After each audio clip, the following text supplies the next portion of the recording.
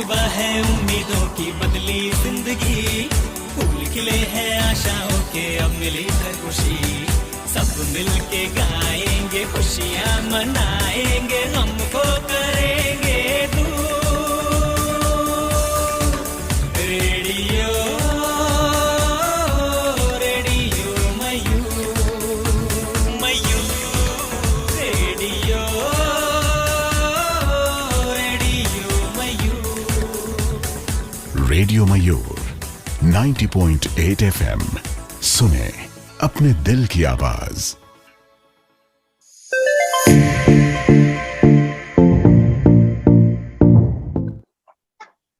तो OTT web series का प्रचलन, और अगर इस दौर में अगर देखें तो अगर आप अपनी उंगलियों पे या फिर नजर दौड़ाएंगे अगर कुछ एक वेब सीरीज पे, तो कहीं ना कहीं आपकी निगाहें अगर किसी वेब सीरीज पे जाके टकराएंगी या फिर ठहर जाएंगी तो वो पंचायत होगा। और बीते दिनों पंचायत 2 के रिलीज होने के बाद मुझे लगता है कि कई ऐसे कैरेक्टर होंगे जो आपके दिलो दिमाग में बस चुके होंगे, और कुछ एक कैरेक्टर जिन पे बहुत ज्यादा मीम वायरल हो रहा है, मीम्स बन रहे हैं, जिनकी बातें बहुत ज्यादा हो रही हैं।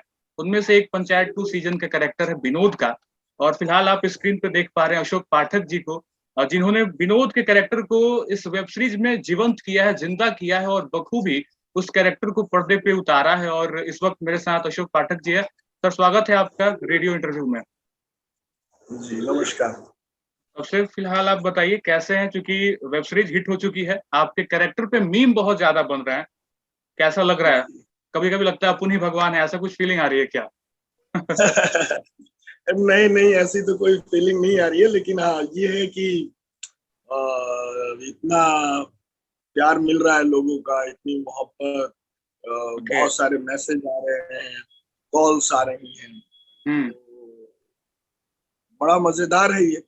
और ये मैंने सोचा बिल्कुल कतई ऐसा मैंने नहीं सोचा था कि कुछ ऐसा हो जाएगा, और जिस तरीके का छोटा किरदार है वो इस तरीके से मतलब लोग हाथों हाथ लेंगे और उसे पसंद करेंगे। ये नहीं कि क्या, लेकिन अच्छा लग रहा है, बहुत अच्छा। बाकी आपके को स्टार के बातचीत हो रहे होंगे, उनसे बातचीत हो रही होगी तो यार तुम्हारा कैरेक्टर बहुत ज्यादा ग्रो कर गया, तुम पे ज्यादा मीम बन रहा है, मेरे पे कम बन रहा है, तुम्हारा ज्यादा हाईलाइट हो गया, ऐसा कुछ कोई एक्टर के साथ बातचीत हो रही है फोन वगैरह पे, मैसेज पे? नहीं, ऐसे तो किसी को एक्टर से बात नहीं हो रही है मेरी। और फैजल दादा हैं जो जिन्होंने प्रहलाद चागा, तो उनसे मुलाकात हुई रही है। हम लोग एक प्रोजेक्ट साथ में कर रहे हैं अभी। अच्छा, उनके साथ एक और प्रोजेक्ट आ रही है आपकी? हाँ, वो हम लोग एक साथ कर रहे हैं उसको। मतलब तो वहां पे बातें होती हैं कि भाई मजा आ रहा है दादा को भी, क्योंकि चूंकि दादा ने भी इतना प्यारा काम किया है कि तो मतलब वो अद्भुत ही है, बिल्कुल अद्भुत इंसान है, और बिल्कुल उतने ही प्यारे अभिनेता भी हैं। हाँ, तो बस उन्हीं पे बातचीत हुई। सर अच्छा रिस्पॉन्स। हाँ, जी आप कंटिन्यू कर रहे हैं। हाँ, मतलब रिस्पॉन्स बहुत अच्छा आ रहा है। Okay. लोग जिस तरीके से प्यार दे रहे हैं पंचायत को, अपनी टीम को, वो राइटर हकदार हैं, क्रिएटर हकदार हैं, और डायरेक्टर साहब हकदार हैं। डायरेक्टर साहब का भी कॉल आया था मेरे पास, उन्होंने भी बहुत शुभकामनाएं दी, बोले कि पाठक जी बहुत अच्छा, और बहुत उनको भी बहुत सारे मैसेजेस आए को लेकर। तो सब लोग खुश हैं, उत्साहित हैं। मुझे लगता है कि अलग अलग सोशल मीडिया प्लेटफॉर्म पे बात करें तो वो आपका जो खेत वाला सीन है, जो जिसके स्क्रीनशॉट शेयर हो रहे हैं हर जगह, वो काफी मुझे लगता है कि मेमोरेबल होगा आपके लिए भी कि यार जब मैं सीन शूट कर रहा था और आज जब उसके मीम बन रहे हैं, आप वो रिलेट कर पा रहे हैं दोनों चीजों को, शूटिंग के टाइम और आज जब मीम बन रहे हैं? मतलब ये सब मैंने सोचा नहीं था, मैं सही बता रहा हूँ कि नहीं सोचा था। अब फैजल दादा जब हम लोग सीन शूट कर रहे थे तो हम लोग खुद भी हंसते थे वो सीन शूट करते हुए, तो हम लोगों को भी काफी मजा आया था वो सीन करते हुए। तो फैजल दादा बोलते थे कि देखना बेटा इस पे मीम बनेंगे खूब, और मेरे को बोलते थे देखो तुम देखते जाओ, ये बहुत बढ़िया सीन है, लोग बहुत पसंद करेंगे, और इस पे देखना खूब मीम बनेंगे। तो मतलब ठीक है, इतना मतलब नहीं सोचा था कि चलो ये तो मजाक की बात है और सारी चीज। आगे हम लोग सीन पे बात करेंगे, अलग अलग चीजों पे बात करेंगे आपके सीरीज पे, बट थोड़ा सा हम चाहते हैं पीछे चलते हैं, आपकी जिंदगी में से थोड़ा सा पीछे कुछ चीजों को जाकर निकालते हैं। आपकी पढ़ाई लिखाई कहाँ हुई, आप बॉर्न बॉटअप आपका कहाँ हुआ, थोड़ा सा पीछे की बातें बताइए। मैं बेसिकली तो बिहार से हैं और बिहार में सिवान कहाँ? जिला से। अच्छा, ओके। सिवान सिवान सिवान ये मुझे लगता है ये फैक्टर बहुत लोगों को रिलेट करेगा कि यार मेरे सिवान का बंदा था जिसको हमने अपने इस सीरीज में देखा, और मतलब ऐसा लग रहा था कि विनोद अपने बगल के रामलाल हैं, जिनको हम लोग कल डेली देखते हैं, दांतों से ब्रश करते हैं, दातुन लगाते हैं, ये सारी चीजें मतलब फुल रिलेट हो रही थी कि यार ये तो मेरे बगल के रामलाल जी हैं जिनका कैरेक्टर आप कर रहे हैं, ऐसा फील हो जी रहा था। बिल्कुल। वो मतलब वो बिहार का गांव हो, हरियाणा का गांव, हरियाणा में भी हम लोग गांव में ही रहते हैं, तो हाँ, माइग्रेट होके हम लोग, माइग्रेट कह लीजिए कि वही नौकरी की तलाश में, जैसे हर बिहारी आदमी ओके। अपना गांव देश छोड़ के दूसरी जगह अपना जा हाँ, रहा हाँ, है रोजगार के लिए, तो हाँ, हाँ, वैसे ही हमारी भी फैमिली, पापा आए थे ओके। और तो वही नौकरी के लिए। सिवान में पढ़ाई लिखाई हुई होगी आपकी, शुरुआती कुछ पढ़ाई लिखाई? ना ना, सिवान में नहीं, मेरी पैदाइश भी हरियाणा में ही हुई, ओके। पढ़ाई लिखाई सारी एजुकेशन मेरी हरियाणा से। हम्म, हाँ, हम्म, ये था कि बिहार आना जाना होता था, बाबा ओके। जब तक जिंदा थे तो मतलब लगाव था, सब चीजें थी। हम्म, हम्म, अब वो रहे नहीं तो फिर यही है कि अभी सब लोग बाहर ही हो गए, परदेसी ही हो गए भाई। ओके। वो रहा, और बहुत लंबी और कठिन जर्नी थी। हम्म, हम्म, और हाँ, तो मतलब यही है, बिहार से रहा लेकिन सही मायनों में हरियाणा में ही रहा। और फिर विनोद जी, पढ़ाई लिखाई फिर आपकी 10th 12th कब लगा कि एक्टिंग में जाना है? ग्रेजुएशन एक्टिंग में जाना मेरा कोई मकसद था नहीं। ओके। मैं तो मतलब बहुत सारे काम धंधे किए मैंने, रुई बेचा, सब चीजें, परिवार की स्थिति भी थोड़ी वैसी थी तो बहुत कुछ ओके। करना पड़ा लाइफ में। मतलब ओके। वो स्ट्रगल और वो जो जिंदगी की, तो हम्म, हालांकि वही स्ट्रगल ही है जो आदमी को जिंदगी में मजबूत बनाती है, सिखाती है, पढ़ाती है। या असली तो आदमी जिंदगी से थपेड़े खा के ही बनता है। तो बिल्कुल। 10वीं में भी पढ़ाई छोड़े, नालायक थे, गए नौकरी के, मतलब वो तो जो जो दौर था कि रुई हुई वो तो ठीक है, लेकिन हाँ, जैसा हाँ, कि सुना भी होगा आपने कई इंटरव्यू में, तो 10वीं तक की पढ़ाई के बाद ये मन उछट गया कि फिर नौकरी करेंगे यार, नहीं हो पढ़ाई पाएगा पढ़ाई मुझसे। आपने छोड़ दी एकदम से? हाँ, 10वीं के बाद छोड़ी नौकरी के लिए, मैं फिर से हिसार से फरीदाबाद आया। मेरे ओके। चाचा की वर्कशॉप, लेथ मशीन, ये टूल रूम का काम था। हाँ, हाँ, तो हाँ, लेकिन वो वही बात है कि वो जम नहीं रहा था। अब कोई सुपरवाइजर है, वो डांट दे रहा है, कुछ कर रहा है, और वो होता नहीं था कि मतलब ओके। बेइज्जती सी फील होती थी। हाँ, हाँ, हाँ, मैंने कहा, यार हो ना पाएगा। फिर मैंने पापा को बोला कि मैं पढ़ूंगा। ओके। फिर 11वीं 12वीं हुई। ओके। 11वीं 12वीं के बाद 2 साल गुजर गए, तो फिर 12वीं के बाद फिर मेरा मुंह भंग हुआ। ओके। यार पढ़ाई तो, बीकॉम लिया था मैंने, 40% नंबर लेके पास हुआ, हाँ, हाँ। और समझ नहीं आती थी ये सिलेबस की किताबें उताबें। हम्म, गाने हम्म, का शौकीन था थोड़ा सा, मैं हम्म, गाना वाना गा लेता था। ओके। स्कूल में मैंने भाषण दिया था, हम्म, तो उसमें मेरे को फर्स्ट प्राइज मिल गया। ओके। उसके बाद मैंने वहां पे एक भोजपुरी गाना गाया था, हिसार के, हरियाणा के स्कूल में हरियाणा ही, में? ओके। 12th में था। तो भरत शर्मा जी का एक गाना था कि भारत के हम लाल हैं या हिंदुस्तान हमारा, मर तो मिट जाई माई। कहीं ना कहीं बिहार से अटैचमेंट रहा था शुरुआत से, वो वहां पे दिखा? हाँ, मतलब अटैचमेंट तो होता ही है ना, कि जहाँ बाप दादा पुरखे जिस जमीन पर से आए, तो वो एक अटैचमेंट तो है। बिल्कुल। और हरियाणा ऐसा है कि हरियाणा में भी कभी मतलब अलग नहीं लगा मुझे। मेरा हम्म, सारा जो फ्रेंड सर्कल है, दोस्त है बचपन से, वो सब हरियाणा हरियाणा में ही वही। हुआ। तो हाँ, हाँ। वहाँ की एक अलग मिठास है, वहाँ की एक अलग खुशबू है। तो मैं तो अपने आप को सौभाग्यशाली मानता हूँ कि मैं दो दो जगह जिस तरीके से रहा, वो दोनों ही मोहब्बत है मेरे साथ। तो तो फिर वही बस ग्रेजुएशन। जी, बीकॉम के बाद फिर? बीकॉम नहीं, +2 में यही कॉमर्स थी, चालीस अच्छा, अच्छा। परसेंट नंबर है, कोई हम्म, कॉलेज में तो एडमिशन मिलने से रहा। हम्म, हम्म, लेकिन फिर करते करते थोड़ा सिफारिश और ये कि भाई ग्रेजुएशन कर ले, ग्रेजुएशन के बगैर कुछ नहीं है, कुछ ये है नहीं। हाँ, वो है। हाँ, हाँ। तो वही बस ग्रेजुएशन में मेरा एडमिशन हुआ, बीए बीए ले ली मैंने। आर्ट, मैंने कहा कॉमर्स तो भैया रहने दो, ये गणित वणित हमसे तो ना हो। मेरे बस की बात नहीं है। तो लेकिन अब ये था कि बेइज्जती हो रही थी, बीकॉम से बीए में आ रहे थे, ओके। तो अब ये था कि थोड़ा हार्ड सब्जेक्ट तो कम से कम लूं। तो इकोनॉमिक्स ले लिया मैंने, ज्योग्राफी ले लिया। अच्छा।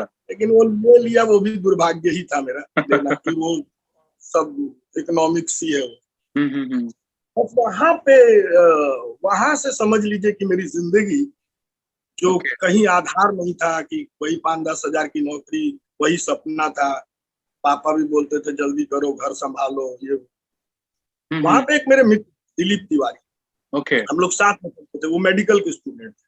वो मुझे पहले तो मैंने गाने के लिए ट्राई किया, उस दिन मुझे पता चल गया कि हाँ भाई मैं गाता हूँ, लेकिन ये वो गायकी नहीं है कि जिसके लिए आप इसमें बढ़िया धुरंधर बने। आप बाथरूम सिंगर तक पहुंच जाए, आप दोस्तों में थोड़ा बहुत सुर मार के वाहवाही बटोर लीजिए, लेकिन ये प्रोफेशनल मत जाइए सिंगिंग को लेकर। तो तिवारी जो थे, वो तिवारी जी हमको ले गए कि भाई नाटक करेंगे, 1 एक्ट प्ले हुए और मजा आए, थिएटर। और बस वहां से वो ले गए, वो बड़े मतलब वो थे कि उनको करना था एक्टिंग। उनका तो सिलेक्शन हुआ नहीं, सिलेक्शन मेरा हो गया। तो छोटा सा एक पार्ट मिला मुझे, और बस वो पार्ट ऐसा, अब वो मेरे लिए बहुत ज्यादा, वो पढ़ना नाटक की, वो 2 दिन में मैंने याद कर लिया एकदम। ये आप किसी इंस्टीट्यूट की बात बता रहे हैं जहाँ पे आपने थिएटर की क्लास ज्वाइन की? नहीं, कॉलेज में जो यूथ फेस्टिवल होते हैं ना, वहाँ youth fest, journal, inter journal, north John inter university करके जो वो होता है। तो अब उसमें क्या हुआ, छोटा सा रोल मिला और स्क्रिप्ट मिली, तो मैंने कहा ये तो अद्भुत चीज है, यही तो मैं हूँ, यही तो मुझे करना है, यही करना। और वो मैंने 2-3 दिन में वो सारी रट डाली, स्क्रिप्ट याद ही कर डाली। और सबके डायलॉग मेरे को मिला था, छोटा सा रोल।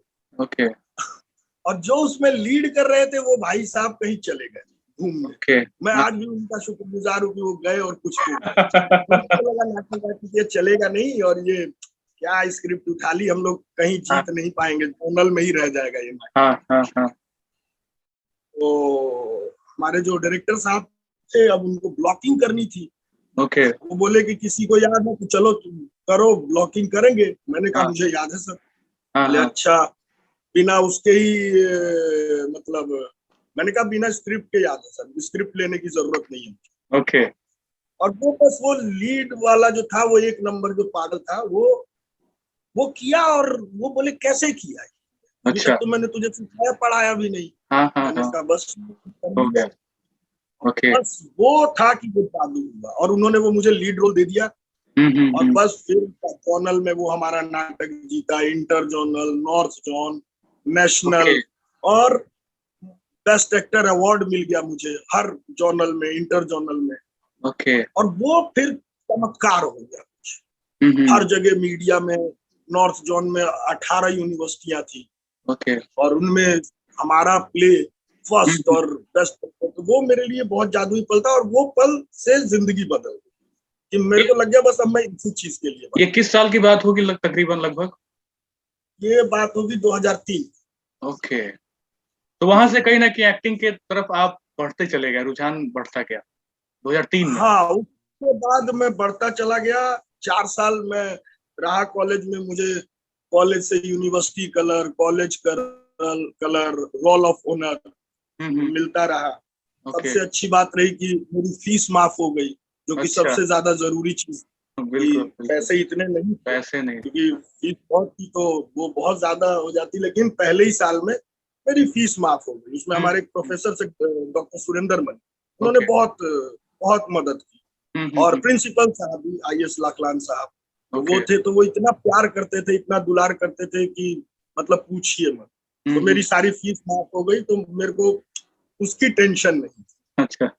आपने ट्राई किया तो हुआ नहीं तो टूटे, रोए, गाए, लगा कि ये तो सब हम था जो टूट गया।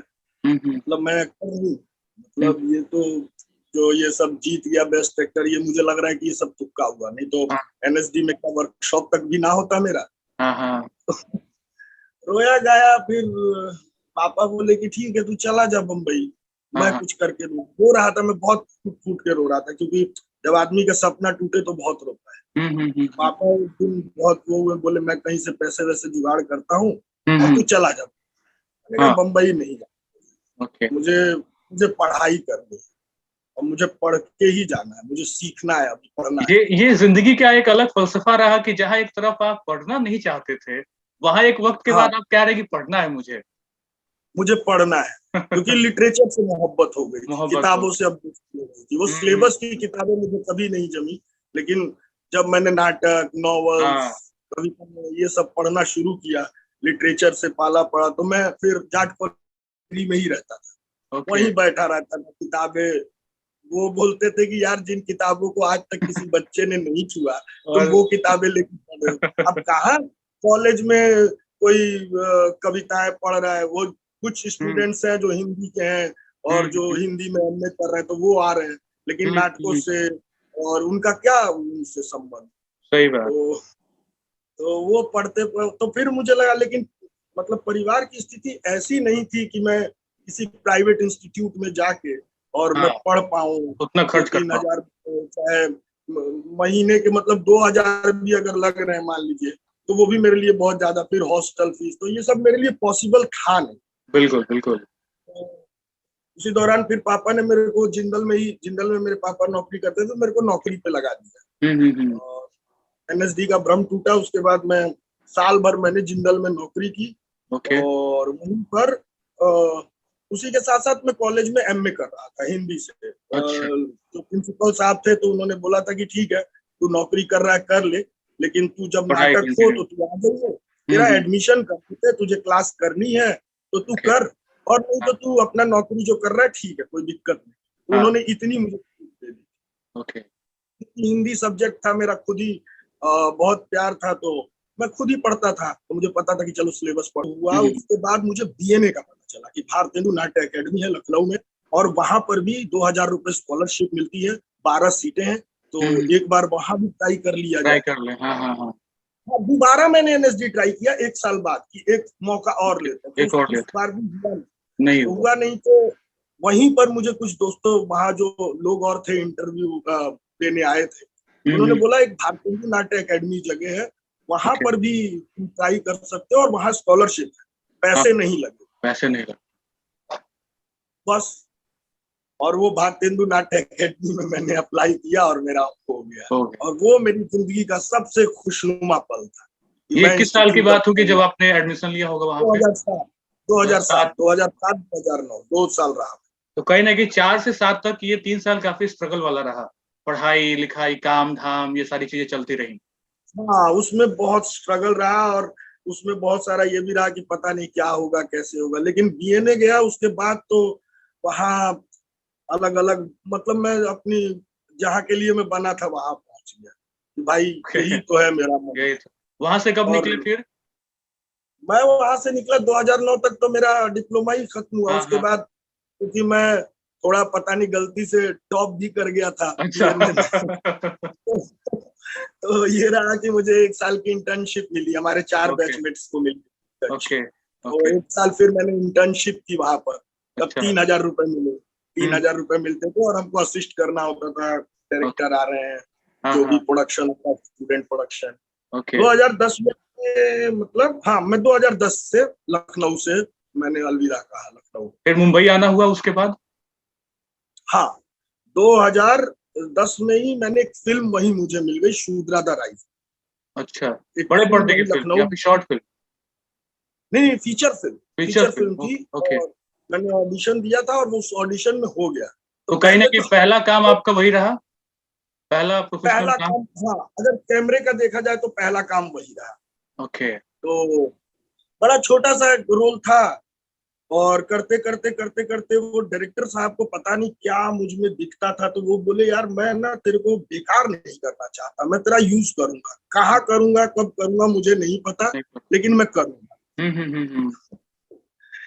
तो क्लाइमेक्स हम लोग शूट कर रहे थे, उससे 2 दिन पहले ये हुआ कि उनके पता नहीं जहन में क्या आया, और उन्होंने बोला कि मैंने एक सीन सोचा है और आप देखिएगा वो पूरा क्लाइमेक्स में सब लोग खत्म हो जाते हैं और एक आदमी बच जाता है, ऐसा कुछ उन्होंने एक क्रिएट किया। ओके। वो देखेंगे फिल्म तो आपको। और ओके ओके। अब मेरे ये चैलेंज था कि वो 6 मिनट का 5.5-6 मिनट का सीन था, हाँ हाँ। वो रोल पे फिल्म शूट हो रही थी। ओके। मतलब जो रोल आते थे, अब तो डिजिटल हो गया है सब हाँ मामला, हाँ हाँ हाँ। रोल पे कोई नहीं होता। वो रोल बहुत महंगे आते हैं। मतलब अगर उसमें अगर आपने रीटेक कर दिया तो यानी कि वो बहुत नुकसान हो रहा है। हाँ मतलब हाँ। उसमें ज्यादा रीटेक की गुंजाइश नहीं। नहीं। और वो सिंगल शॉट था, एक ही शॉट में पूरा एक जर्नी लंबी सी चल रही है। और मैं नया, कैमरे का कोई वो उतना बड़ा एक्सपीरियंस नहीं था, थिएटर का था, लेकिन पता नहीं उन डायरेक्टर साहब का भरोसा था। और वो आप यकीन नहीं मानेंगे कि वो एक ही टेक में वो पूरा निकल गया। और वो दिन था कि जो छोटा सा किरदार लिए मैं 1 महीने से वहाँ मतलब शूद्रा में रहा, लखनऊ। और बड़ा अजीब सा फील भी होता था, सब चीजें होती थी। और वो पूरा सेट ने तालियां बजाई और लगा कि वाह, 1-1.5 महीने की मेहनत सफल हो गई। डायरेक्टर साहब गले लगाया और बोले भाई तुमने कमाल कर दिया भाई, कमाल कर दिया। उसके बाद फिर वहां से मुंबई का सफर कैसा रहा? मुंबई आके काम मिलना या फिर वहां फिर स्ट्रगल? मुंबई के लिए सबसे बड़ी स्ट्रगल ये थी कि पैसे नहीं थे जेब में। अब मुंबई जाए तो जाए कैसे? तो मैं आया हिसार, वापस हरियाणा लौटा। वहां वही डॉक्टर सुरेंद्र मलिक साहब ने फिर से मतलब मेरे को सपोर्ट किया। तो कॉलेज में वही यूथ फेस्टिवल हो रहा था, तो उन्होंने कहा कि तू नाटक डायरेक्ट कर ले और यहाँ से तुझे पैसे मिल जाएंगे, पैसे वैसे हो जाएंगे। हाँ हाँ। तो उस टाइम मैंने प्ले डायरेक्ट किया और मुझे 45,000 रुपए मुझे मिले। और बस वही 45,000 रुपए मेरे लिए बम्बई का प्लान हो गया। चलो भैया बम्बई अब चलते हैं। तो पहले से कुछ दिमाग में था कि बम्बई जाएंगे तो किससे मिलेंगे, कहाँ काम खोजेंगे, या फिर पूरा नया था आपके लिए? दिमाग में तो कुछ नहीं था। मेरे बैचमेट्स, चूंकि मैं इंटर्नशिप कर रहा था, तो मेरे जो बैच के लोग थे वो मतलब बम्बई आ गए थे, आ चुके थे। तो यही था कि उन्हीं के साथ रहूंगा। वो अभी थोड़ा से सीनियर हो चुके हैं बम्बई में, 5-6 महीने साल भर उनको हो गए हैं, तो अब वही सिखाएंगे, कुछ बताएंगे क्या करना है। तो वही अपना पैसा लिए और हम आ गए बम्बई जी। फिर और वहां अपने वही बम्बई में काम खोजना कितना मुश्किल है, ये थोड़ा सा आप बताइए, क्योंकि आपने जब स्टार्टिंग किया पढ़ाई लिखाई से वैसे ही कोई नाता नहीं था, फिर पढ़ना, टॉप कर जाना भट्टेंडू में, देन फिर मुंबई जाना, फिर स्ट्रगल शुरू हो रहा है, फिर यहाँ काम खोजना, और आपको काम कैसे मिला, इस पे थोड़ी सी आपकी बात बताइए। इसका मतलब बड़ा इंटरेस्टिंग है।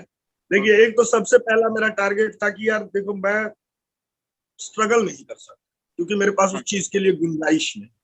गुंजाइश इसलिए नहीं है कि 40,000 रुपए, जो भी 5,000 इधर खर्च कर, 40,000 रुपए है, ये जब तक है तब तक मैं बम्बई हूँ। नहीं तो फिर हरियाणा बुला रहा है पीछे।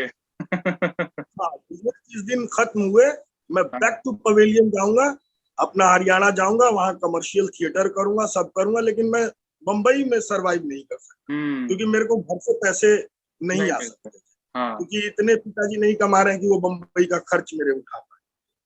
तो बस वो कुछ, और पहले ही दिन बहुत सारी गड़बड़ हो गई। उन दिनों थोड़ा सा ना मामला वो गरमाया हुआ था कि भाइयों को मारो, ये करो, वो करो। तो उसमें या पहले दिन कुछ झगड़ा वगड़ा हुआ और बहुत सारे लोग मिलके, और तो कैसे भी वो बड़ा अजीब सा था। और ये किस साल की बात होगी? तकरीबन 2011 के आसपास है ना, मुंबई जाना? 2010 दिसंबर की बात, दिसंबर की।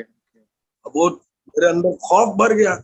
मैंने कहा यार मैं तो नहीं, पहला ही दिन बम्बई, शाम को 5 बजे ट्रेन से उतरा हूँ और रात के 9 बजे कुछ यही दोस्तों में कुछ लोग थे हमारे ही, वो कुछ बहस वहस हुई, एक ने थप्पड़ मारा, वो फिर वो मतलब मामला ये हुआ कि हम बिना बात के पीस गए उसमें।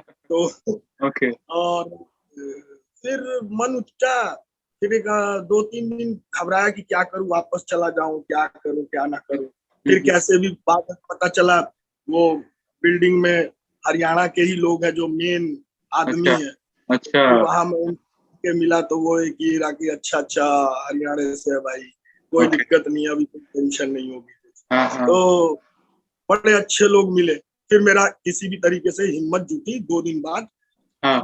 और बस वहीं से जर्नी कहिए तो शुरू थी। पहला ऑडिशन था सोनी मिक्स का ना, चैनल लॉन्च, गाना वाला चैनल सोनी मिक्स, उसमें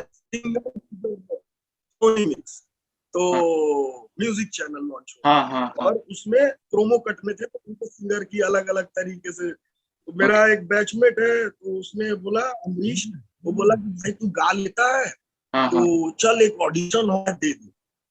मुझे लेकर गया और मैंने गाना गाया। सोचिए, बम्बई का तीसरा दिन था, पहला ऑडिशन था जिससे मैं रूबरू हुआ था। और रात को कॉल आती है कि हो गया मेरा। अब तो वहां पे मेरे बैचमेट थे, हम लोग 6 लोग साथ रहते थे एक रूम। अच्छा साले तुम वहां बीएनए में भी आते टॉप किए, ये लीड और ये कर, यहाँ भी टॉप। तुम बताओ ये क्या लक ले। और फिर मुझे फिल्म मिली बिट्टू बॉस, उसमें मेरा सेकंड लीड भी था, मतलब इंटरवल के बाद ही मेरा बहुत बड़ा पार्ट था। और पुलकित सम्राट की भी वो पहली फिल्म थी।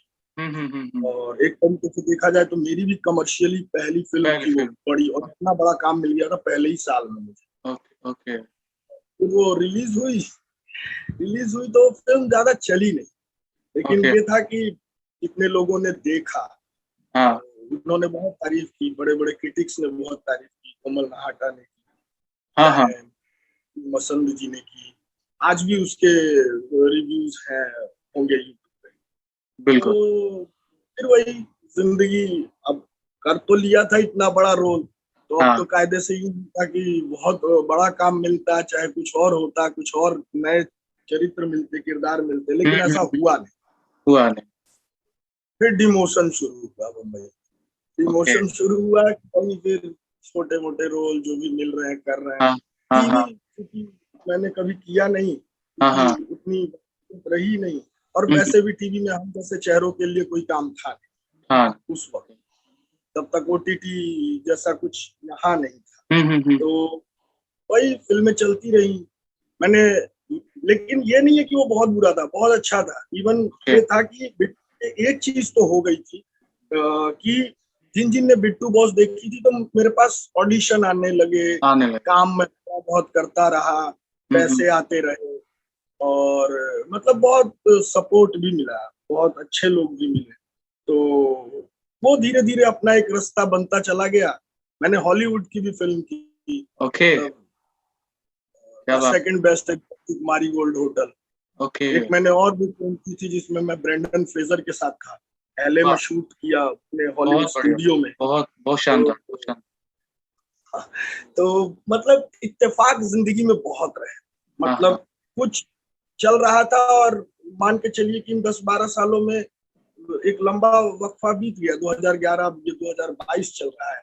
तो ये छोटा करते करते मतलब ये था कि ठीक है जर्नी, और तो ये मेरा अपना एक प्रोसेस भी चल रहा है। तो ये 10 साल तक कहीं ना कहीं कुछ छोटे काम मिले, एंड देन फिर पंचायत सीजन 2 की स्क्रिप्ट आई आपके पास। कहानी आप तक कैसे पहुंची और पंचायत में कैसे आपको जगह मिल पाया और किस तरीके से सिलेक्शन हुआ आपका? यार पंचायत में ना मतलब मैं उससे पहले आर्या कर रहा था, तो जैसा कि मैं चाह रहा था ना कि मुझे थोड़ा इंटेंस काम मिले, या मेरे को कुछ तो करने के लिए हो मेरे लिए। जैसे लेकिन ये भी रहा, मैंने इस बीच पंजाबी फिल्में की, 6-7-8 पंजाबी फिल्में की, जिसमें लोगों का बहुत प्यार मिला मुझे पंजाब से। पंजाब में एक ऑडियंस है जो बहुत पसंद करती है, पंजाब के लोग मुझे बहुत पसंद करते हैं। वहां भी कुछ कॉमिक किरदार था या फिर कुछ इंटेंस, कुछ सीरियस रोल? वहां भी एक ही तरीके के रोल, उसी तरीके के रोल, एक ही तरीके का सब कॉमिक है। तो पंजाब में कॉमेडी ही कर रहे हैं, लेकिन वही है कि एक ही तरीके का सब था। तो कहीं नहीं कहीं भी होता है ना कि आप एक ही तरीके का कर रहे हो, वही चीज बार बार, और वही आपसे करवाया भी जा रहा है। तो बतौर एक्टर यूं लगता है कि मतलब मोनोटोनस हो रहा है कहीं ना कहीं। आदमी भी फिर वैसे होने लगता है ना कि यार कुछ तो और हटके कोई मुझे सोचे और दे और मैं करूं, कि जो मेरे लिए भी चैलेंज हो कि हाँ यार मुझे अब इसमें कुछ क्रिएट करना है। जब तक आपके पास किरदार ही नहीं आएंगे तो आप कहाँ से कर पाएंगे और दिखा पाएंगे। तो आर्या 2 में मेरा थोड़ा सा कॉन्फिडेंस बढ़ा कि वो कॉमेडी के जोन से निकाल के और था इंटेंस कैरेक्टर जब मुझे मिला, तो बिल्कुल। ये बड़ा थोड़ा सा एक मोटिवेशन टाइप का और ऊर्जा टाइप का मुझे मिला। आर्या से। ओके। उससे पहले भी एक मोटिवेशन मेरे पास था कि एक फिल्म है द शू बॉक्स, जो मामी में भी अभी ऑनलाइन स्क्रीन हुई, अभी निक में उसको बेस्ट फिल्म का अवार्ड मिला है। तो उस फिल्म में भी मैंने एक बहुत नेगेटिव किरदार कह लीजिए या फिर एक फुल अपोजिट कहानी की विपरीत दिशा में चलने वाला एक किरदार है जो मैंने किया है। तो फिल्म जब आए दर्शकों के लिए, अभी तो फेस्टिवल में है वो, फेस्टिवल में, बट जब वो आएगी तो उसमें बिल्कुल एक अलग तरीके का किरदार है। फराज भाई जो उसके डायरेक्टर हैं, उन्होंने मतलब फिर कटा कुछ नहीं सही है, नहीं अभी सही है। तो उन्होंने रिस्क लिया, वो रोल दिया मुझे और उसकी बहुत प्रशंसा हो रही है। तो वो भी मेरे लिए बहुत एक ऊर्जावान कैरेक्टर रहा था। जो मिला। उसके बाद पंचायत का मतलब मैं शुरू में मतलब ये था यार, देखिए पंचायत का मेन बात था कि पंचायत पहला सीजन मैंने देखा था अपने परिवार के साथ। तो पंचायत मेरे दिल के बड़ा करीब था। वो भी लॉकडाउन का वो दौर था जिसमें पंचायत देखने के बाद अब रोए। पहला सीजन भी आपको बहुत भावुक करता है, एक लेवल पे भावुक, बहुत ज्यादा भावुक। एक मतलब आपके अंदर से गांव को निकाल कर आपके सामने रखता है वो पूरा सीरीज। हाँ, गांव का वो जिस तरीके से था, फिर जो सचिव जी की अपनी जो जर्नी है वो बड़ी एक स्ट्रगलिंग लाइफ, पढ़ाई लिखाई, नौकरी चाकरी, सरकारी जॉब, ये सारी चीज। हर यूथ बिल्कुल, वो हर आदमी उससे कनेक्ट कर पाता है। तो पंचायत मेरे दिल के बहुत करीब था, बहुत करीब था। पता नहीं मैं ऑडिशन थोड़ा बहुत टाल भी रहा था कि पता नहीं मैं शायद ना इंसाफ ना कर पाऊं, क्योंकि जिस चीज को आप फेवरेट मान के बैठे और उसका हिस्सा बनना, तो पता नहीं क्या होगा, कैसे होगा। मैं कहो तो मन में ये भी रहा हो मेरे कि मैं उस सेकंड सीजन देखना चाहता था एक एज एन दर्शक। ये कास्टिंग कैसे हुई आपका, कि ये पहुंची कैसे कि यार अशोक जी को लेना है सीरीज? कास्टिंग वे है, वहां से एक मेरा ही जूनियर है एकलव्य चौधरी, तो वो वहां पे कास्टिंग कर रहा है। और एक गुलशन भाई है जो उस पूरे प्रोजेक्ट की कास्टिंग कर रहे हैं। कास्टिंग वे में भी बहुत सारे मतलब लोग हैं जो अलग अलग प्रोजेक्ट्स पे होते हैं, वो कास्ट कर रहे होते हैं। तो एकलव्य ने बोला कि दादा दे दो ऑडिशन। यार वही मैं पता नहीं, मैं कुछ समझ पाता, और मैं उन दिनों आज कर रहा था, चल रहा था मेरा शूट, तो मैं उस वाले जोन में था इंटेंसिटी वाले जोन में इस तरीके से। तो फिर भाई का भी आया, फिर एक लोग कि भाई दादा एक बार दे दो यार, एक बार ऑडिशन तो दो। मैंने कहा ठीक है यार चलो। तो वो भी मुझे उस दिन शूट पे जाना था और जल्दी हड़बड़ी में फिर ऑडिशन किया। और वो हो गया। हो गया तो खुशी तो हुई, चलो यार मतलब ऑडिशन अच्छा लगा, हो गया। शूटिंग का तो सब देख रहे हैं हम लोग। शूटिंग ऑन सेट कुछ बात करें, किस तरीके से सीन को इम्प्रोवाइज करना, क्योंकि एक थिएटर आर्टिस्ट है यहाँ पर, मुझे लगता है कि जो लिखा गया होगा उसमें कहीं ना कहीं थोड़ा बहुत तो आपने इम्प्रोवाइज किया ही होगा। तो ऑन लोकेशन जब भी कोई सीन आप लोग करते थे, आपके तरफ से कितना इम्प्रोवाइज हो पाता था वो सीन, या फिर खेत वाले सीन की बात कर ले, या फिर वो लैट्रिन की टंकी लगाने वाले सीन की बात कर ले, तो आप कितना इम्प्रोवाइज आप कर पा रहे थे? राइटर ने जो दिया वो सही है? ज्यादा इम्प्रोवाइजेशन की गुंजाइश नहीं है स्क्रिप्ट में, क्योंकि वो लिखी इतनी खूबसूरत गई है पंचायत। उसको लिखा इतना खूबसूरत गया है कि आपको खुद ही मन नहीं करता कि उसमें कुछ ऐड कर दें या डाल दें या ये करें। बस ये होता है कि चरित्र उन लाइनों को, लाइनें खुद ब खुद बोलती हैं कि उनको ऐसे बोला जाना चाहिए। तो बहुत ज्यादा गुंजाइश नहीं। ऑन सेट कुछ हंसी मजाक, कुछ ऐसा कोई कहानी किस्सा घटा हो आपके साथ ऑन सेट डायरेक्टर राइटर के साथ कि यार विनोद आप बहुत अच्छा कर रहे हैं, अशोक जी आपने कैरेक्टर को तो एकदम जान लगा दिया, जान दे दिया? ऑन सेट कुछ ऐसा कहानी किस्सा जो आप शेयर करना चाहें? जो डीएम मैडम के आने वाला सीन था उसमें हम लोग खूब हंसे थे, करते हुए भी हंस रहे, मजा आ रहा था। ओके। कई बार वो घर के ले जाते थे, गिर जाते थे, कुछ भी हो रहा है, फैजल दादा, विकास, मतलब वो बड़ा मजेदार था। उस दिन तो खूब घूम रही थी, ये सीन शूट हुआ और बहुत मजे आए हम लोग। उस सीन को आप कितना रिलेट कर पा रहे हैं? मतलब रीटेक हुए होंगे, मजे आ रहे होंगे, पीछे डायरेक्टर हंस रहा होगा यार कि क्या गजब का सीन हो गया, ऐसा कुछ कहानी किस्सा आपके साथ हुआ होगा? हाँ, मतलब यही है कि सब लोग हंस रहे थे, मजा आ रहा था सब लोगों को शूट करने में, और फैजल दादा भी खूब हंस रहे थे, भाई अरे भाई मजा आ रहा है। डायरेक्टर साहब थे, अपना कैमरामैन साहब अमिताभ सर, तो मतलब सब लोग मतलब बहुत मजे में थे। और हम लोगों ने शूट किया, लेकिन रिजल्ट हमें नहीं मालूम था कि इसका रिजल्ट क्या है। रिजल्ट ये आया है जो दर्शकों ने दिया है प्यार। आपका फेवरेट सीन पूरे पंचायत सीजन 2 में, आपका सीन छोड़ के मतलब, और बाकी एक्टर का आपका फेवरेट क्या रहा? तो मेरे को बहुत सारे मूवमेंट है पंचायत में। मेरा पहले सीरीज का पहला ही, जब वो नाच वाली लड़की आती है और वो बोलती है कि आप भी तो नाच ही रहे हैं, तो वो सीन, मतलब पहली बार वो मूवमेंट आता है जहाँ पे वो वही पंचायत का जो वापस से फील वो पकड़ता है फिर से, कि यार फिर कुछ हो गया, फिर ये कुछ बड़ी बात हो गई, फिर कुछ कह दिया गया, फिर कुछ दिल पे, तो वो मुझे बहुत पसंद है। मतलब ऐसे बहुत सारे मूवमेंट है जो बहुत सचिव जी पसंद के है, जहाँ साथ, पे वो जीतू भैया के विधायक की साथ कोई बेइज्जती। ऐसा कनेक्शन? नहीं, जीतू भैया के साथ तो मेरे सीन थे नहीं, फ्रेम में तो नहीं है, उनसे बट ऐसे ऑन सेट मतलब एक ही कैसा, ऑन सेट कैसा रहा? सीन में तो ऐसा कोई फ्रेम में नहीं है, बट ऑन सेट बहुत नहीं, बहुत अच्छे हैं वो यार, वो बहुत प्यारे अभिनेता है, बहुत अच्छे, मतलब बहुत अच्छे से मिले, बहुत अच्छे से बातचीत बातचीत तो कहा, ज्यादा तो क्या है कि हम भी अपने सीन में, वो भी अपने सीन में, तो लेकिन बहुत अच्छे से मिले वो। हमारा जो एक चुनौती वाला सीन था जिसमें वो आते हैं, और बस वही हमारा आमना सामना वही एक बात होता है। एक और बाकी तो कैरेक्टर हम बड़ा लोग ग्रो कर रहा है, स्क्रीन पे क्योंकि आपका ऑन इन फ्रेम अगर देखें तो बनराकस जो है कैरेक्टर निकल के सामने आ रहा है, वो आपको भड़काते हैं, उनका कन्वर्सेशन आपका बहुत अच्छा स्टेबल किया गया। उनके साथ ऑन सेट कुछ कहानी किस्सा घटा हो, कुछ हंसी मजाक की बातें? नहीं, एक्चुअली हम लोग यहाँ भी दोस्त हैं, बम्बई में भी। ओके, अच्छा, दुर्गेश रियल में बाबू ऐसे? जो है हमारे, जी, वो जी। अच्छा।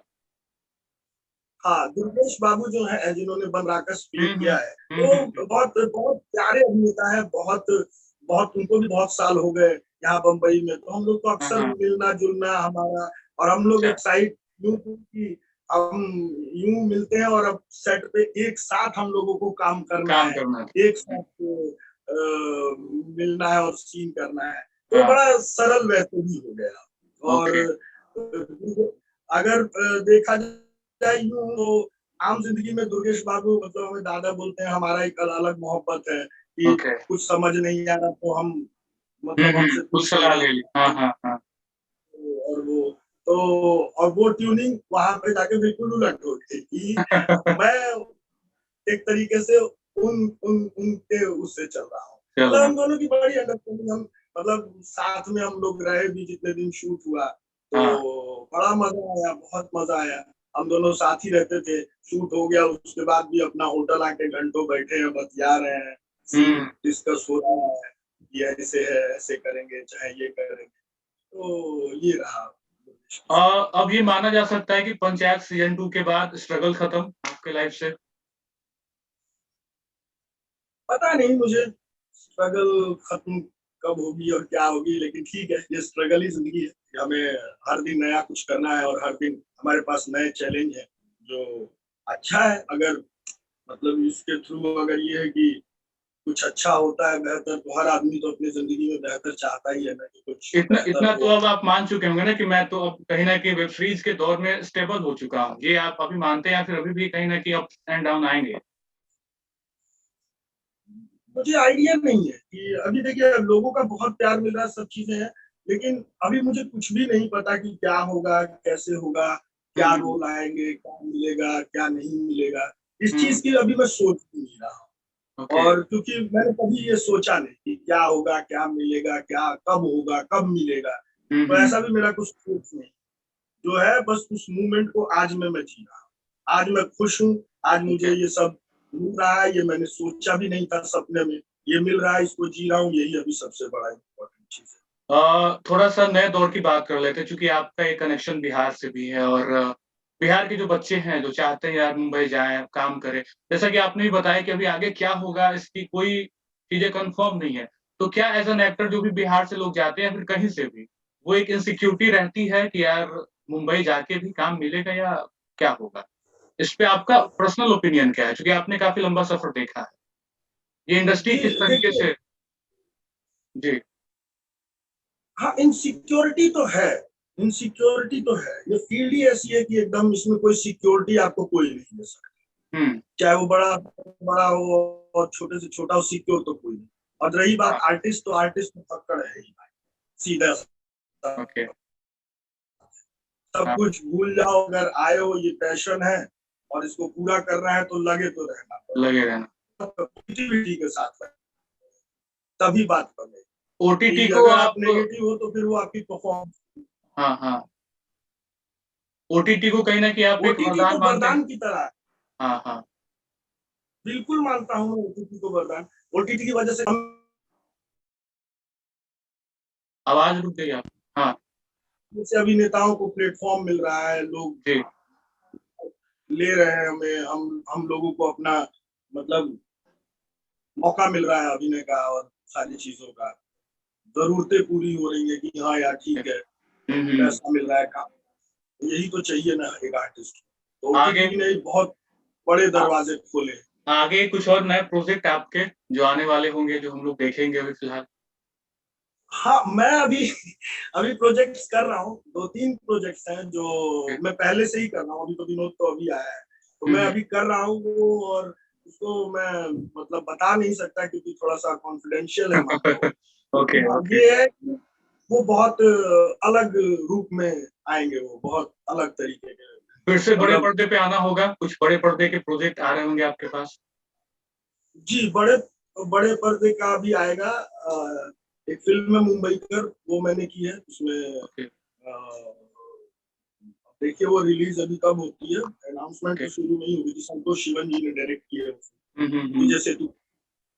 ओके, चलिए, तो काफी अच्छा मुझे लगता है कि आपके आने वाले प्रोजेक्ट बहुत अच्छे होंगे और जो भी आगे प्रोजेक्ट आएंगे मुझे लगता है कि विनोद के बाद हम अलग अलग कैरेक्टर से आपको जानने की कोशिश करेंगे और अलग अलग कैरेक्टर दिलों में बसाएंगे। आखिरी संदेश पूरे जर्नी को लेके, पूरा मुंबई का सफर, पूरा थिएटर या फिर अभी कैमरा एक्टिंग आप कर रहे हैं, सबको आप कैसे एक समराइज करेंगे, एक कम शब्दों में आप क्या कहेंगे? मैं सबसे पहले तो सबका धन्यवाद ही करूंगा कि इतना प्यार देने के लिए विनोद को, मतलब लोगों ने जो दिल खोल के प्यार दिया है, मैं उसका तहे दिल से शुक्रिया और आभार मैं मानता हूँ, जो हमेशा मेरे दिल के करीब रहेगा। बाकी मैं, और जो लोग हैं जो, जैसे कि आपने पूछा कि अभिनेता बनना है और आना है मुंबई, तो बस वही है कि एक पॉजिटिविटी होनी चाहिए और पढ़ाई जरूरी है, पढ़ना चाहिए हमें। हम अगर डॉक्टर, इंजीनियर मतलब बनते हैं तो उसके लिए पढ़ते हैं। तो बहुत सारे लोगों का ये रहता है कि नहीं यार, एक्टर तो हम सब हैं। हो सकता है, बिल्कुल अनुभव है, तजुर्बे हैं, जिंदगी के थपेड़े खा के भी आप अभिनेता बनते हैं, सब चीज आर्टिस्ट बनते हैं, ये बहुत अच्छा होता है। लेकिन यही है कि हाँ, मतलब हमें मेहनत चाहिए, हमें घिसना तो पड़ेगा।